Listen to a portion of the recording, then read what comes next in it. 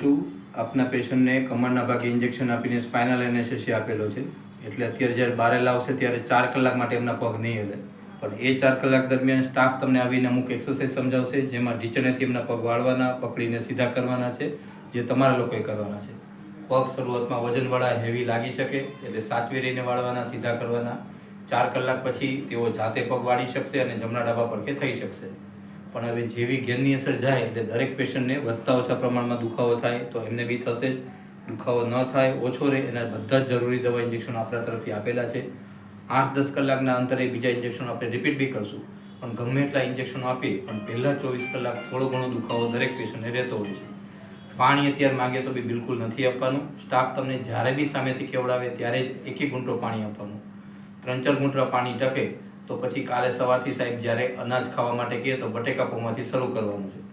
આજની રાત ખાલી પાણી એટલે પાણી આપવાનું. એ બી કેટલા વાગે આપવાનું એ સ્ટાફ તમને 6 થી 10 કહેશે ત્યારે જ આપવાનું, જાતે કશું ચાલુ કરવાનું નહીં. એમના માથા નીચે 3 દિવસ ઓસીપોર નથી આપવાનું. 3 દિવસ કમ્પ્લીટ બેડ રેસ્ટ, સૂતા રાખીને આરામ. કાલે રજા મળી જાય તો ઘરે જઈને બી 3 દિવસ સૂતા રાખીને આરામ.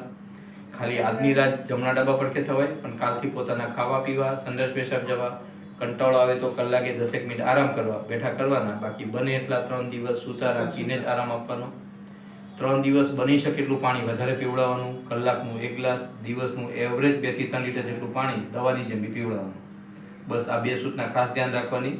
દવા પાણી કેટલું પીવાનું? 3 લીટર. કલાકનું 1 ગ્લાસ, દિવસનું એવરેજ 2 થી 3 લીટર. પણ બધું સાંજે કહેવામાં આવે પછીથી. એમને ઇન્ડિયાની જે સૌથી પાતળામાં પાતળી સોય કહેવાય 27 નંબર, એનાથી ઇન્જેક્શન આપેલું હોય છે. અને એનાવિન કરીને ફોરેનમાં વપરાતી ડ્રગ વાપરી છે, એટલે પાછળથી કોઈ કમરનો માથાનો દુખાવો થશે નહીં. તેમ છતાંય કોઈ બી તકલીફ લાગે, એનેસ્થેસિયા માટેની વધારે કોઈ જાણકારી લેવી હોય તો મારો નંબર છે 98 256 25 825.